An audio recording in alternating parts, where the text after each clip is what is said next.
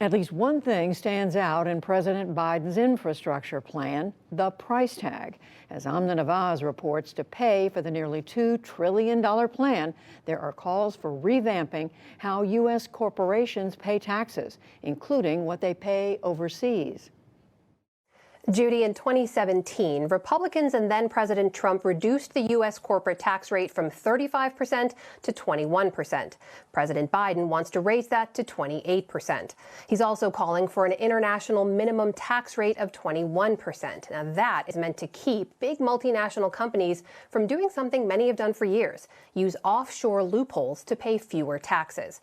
All told, the various tax provisions would raise $2.5 trillion over 15 years. Jesse Drucker covers taxes and tax havens for the New York Times, and he joins me now. Jesse, welcome to the NewsHour, and thanks for making the time. So these loopholes, these tax maneuvers, a lot of companies use them, Google and Amazon and Facebook and Apple. But what does it mean? If the corporate tax rate's 21%, what does it mean for what they actually pay? Well, I mean, historically, they've generally paid somewhere around half of that. I mean, it's always a lot less than that. I mean, Google for years was paying taxes at a rate of 2 or 3% on the majority of its profits around the world because it was putting them into a mailbox in Bermuda. So the theory behind the Biden plan is to provide a minimum rate for the profits they're pushing offshore. And what does all that mean for, I guess, quote unquote, lost revenue in taxes for the U.S. Treasury over the years? Is there some kind of estimate? There's an economist at Reed College, Kim Clausing, who is now the top international tax official in the Treasury Department, and she had estimated years ago that the U.S. was losing somewhere on the order of $100 billion a year because of companies moving profits offshore. So, you can sort of see the numbers adding up very quickly, where that gets you to around $1 trillion in a decade. What about those 2017 tax cuts? What kind of impact did they have? Did they make it easier or harder or more or less likely that companies would engage in these kinds of practices? Well, it's an interesting question, right? I mean, overall, the tax cuts meant that corporations are paying a lot less in taxes than they did before 2017. The tax burden for U.S. companies is much less than it was 3 years ago. But at the same time, it did introduce the kind of kernel of a concept of doing a minimum tax offshore at a much lower rate than what the Biden folks are talking about. But it was the first time that the U.S. introduced a concept like that. So we heard from Treasury Secretary Janet Yellen this week backing this plan. She said it's going to help to end the quote unquote global race to the bottom. Here's what she had to say specifically. She said competitiveness is about more than how U.S. headquartered companies fare against other companies in global merger and acquisition bids. It's about making sure that governments have stable tax systems that raise sufficient revenue to invest in essential public goods. Jesse, first of all, could any of these proposals go through Treasury in the form of regulation, or do they all have to go through Congress? No, what they're talking about are all things where the law would need to be changed. So they are relying on the Democratic Congress to do this. There are plenty of things that the Treasury could do to improve things in this area, but what they're seeking now requires a new law.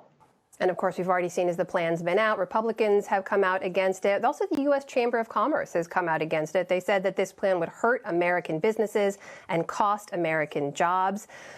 Jesse, what's the evidence here? Is there any data to back that up?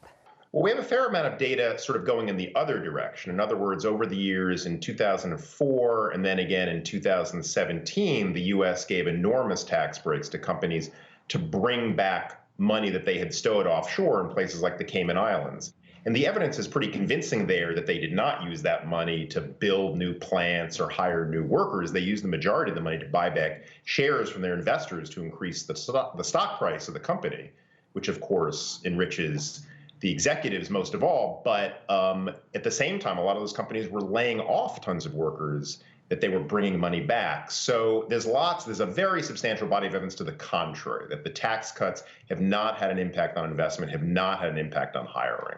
Jesse, I got to ask, you've covered this issue for years and years. These practices are nothing new. They've been going on for years and years. Is there something in this proposal that strikes you as different, as something that could actually curb these practices that have been in place for so long?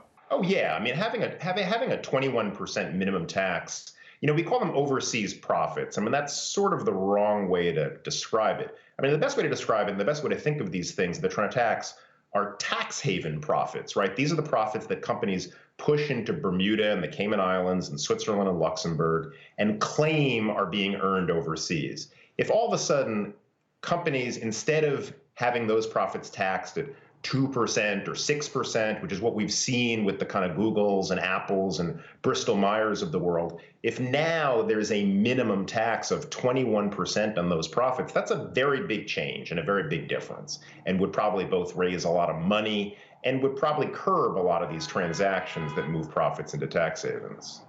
Jesse Drucker of the New York Times joining us tonight. Thank you for your time. Thanks for having me.